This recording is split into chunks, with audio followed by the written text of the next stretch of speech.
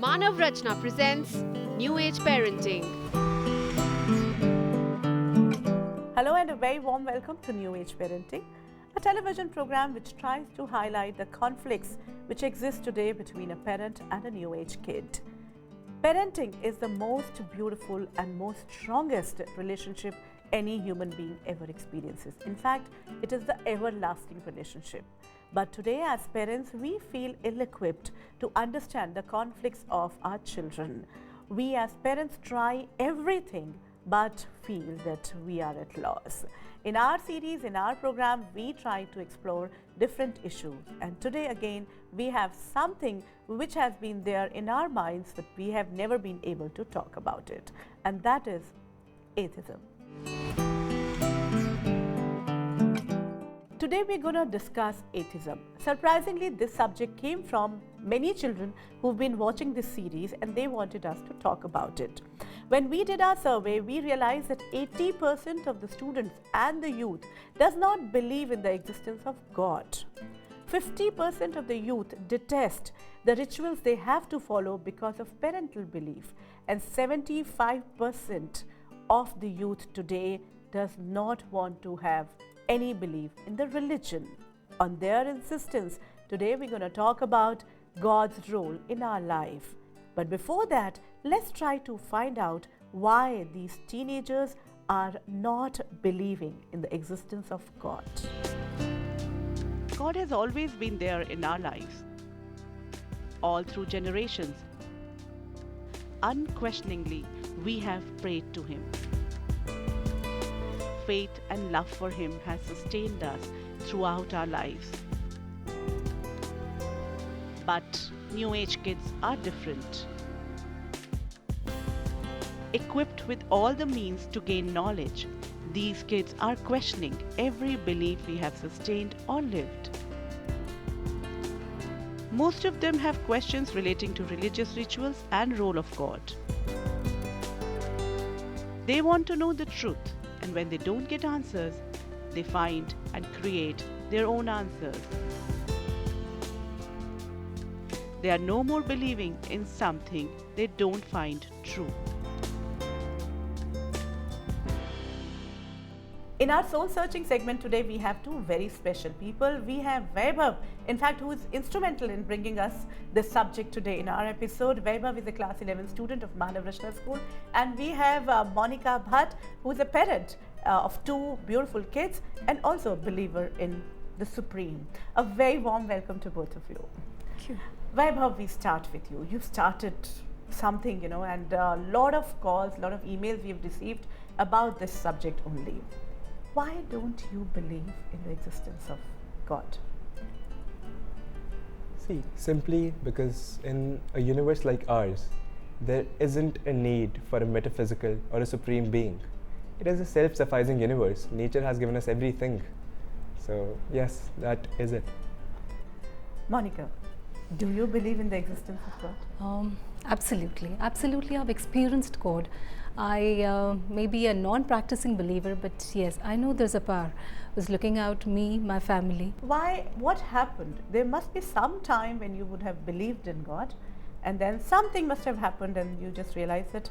Then you started giving reasons that, and you started finding reasons that He doesn't exist or we don't need Him. What happened, Vaibhav? Let's go back. See, when you want something, you pray for it. I wanted some things. I started praying for them. Praying, why? Because my mother used to pray, my grandmother used to pray. So I started praying for things. And of course, I did not get them. Then when I opened the eyes of reason, it told me that you won't get things just by praying for them. You have to work hard to get them yourself. So in this process, I realized that there isn't anybody up there who's going to help me get things. I have to do it myself. I don't have to believe in some supreme being. I have to believe in myself. Monica, I want to ask you, like, is He the one who gives everything? Whenever I'm in a problem, I look for that miracle happening and I'm wanting Him to come and do things for me. Answer my prayers means what? Do things which I want in my life. We pray so that we can just calm our mind. We pray so that we get focused. for the concentration, and that we get the strength to work hard. So if you want to achieve something in life, stay calm, stay focused, and the super being or whatever name you might associate with is looking out for you. So do not expect miracles. I've made that thing very clear to my kids, and I know for myself that I need to work for it. I don't expect prayers, to be answered by somebody. But yes, I expect that those prayers are going to give me the strength so that I'm able to achieve whatever I aim for. Monica, you're not a practicing believer, but you must have met a lot of parents who believe and are into a lot of rituals. Why are there conflicts? What really happens? I don't really have to look very far. I've got my in-laws. I'm living in a joint family. I have my in-laws. I have my parents. My mother is a very strong believer, so are my in-laws. For my kids, it becomes a little difficult because they're new age kids. So there's certain things they do not just accept like that. You have to convince them. You have to give them the logic. So yes, there are conflicts with the kids. How many of your classmates don't believe in the existence of God? Majority of them. They don't believe. They don't believe.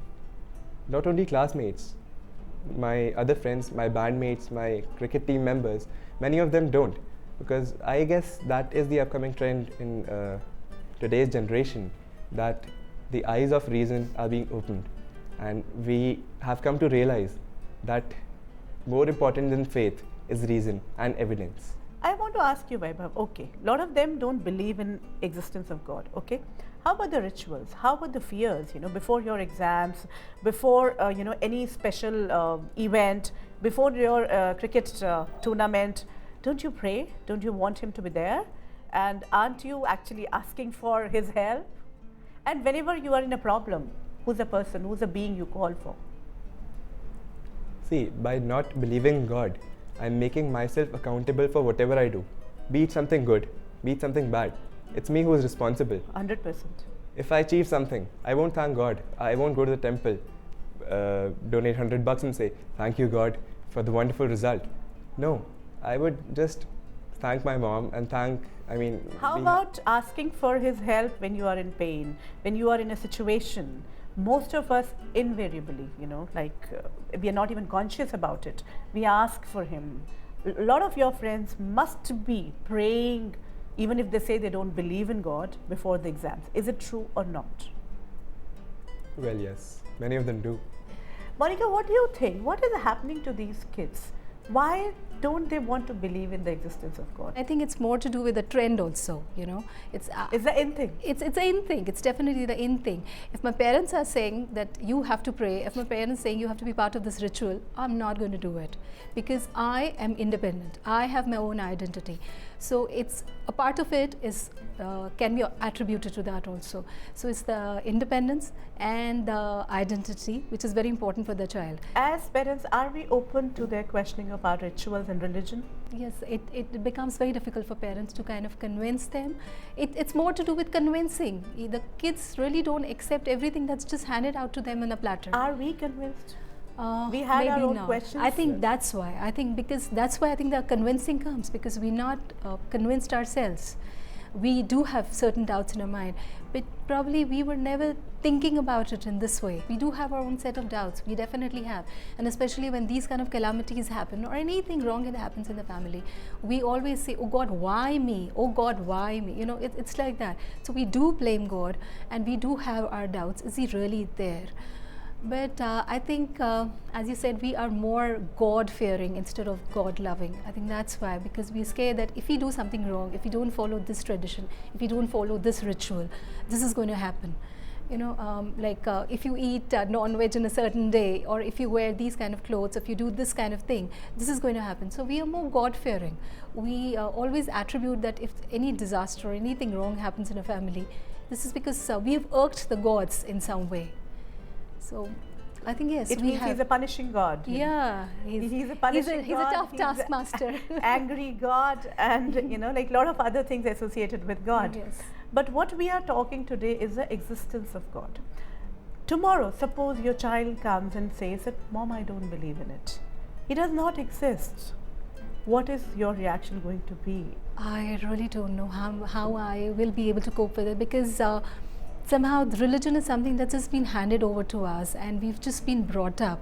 So thinking about it that my child is going to go away from the religion, or saying that I am a complete non-believer, maybe it's going to be a little tough. Suppose that child of yours goes to your in-laws, and asks the grandparents his or her questions. How are they going to react? Oh, it's definitely not acceptable. Questioning religion and questioning the existence of God is not acceptable in Indian society. It is not. Let's take a break at this juncture. We'll be back soon. This September, New Age Parenting Workshops coming to Bangalore. Registration open. Call 0971 871 9806 or mail us at info@newageparenting.net. Manav Rachna presents New Age Parenting.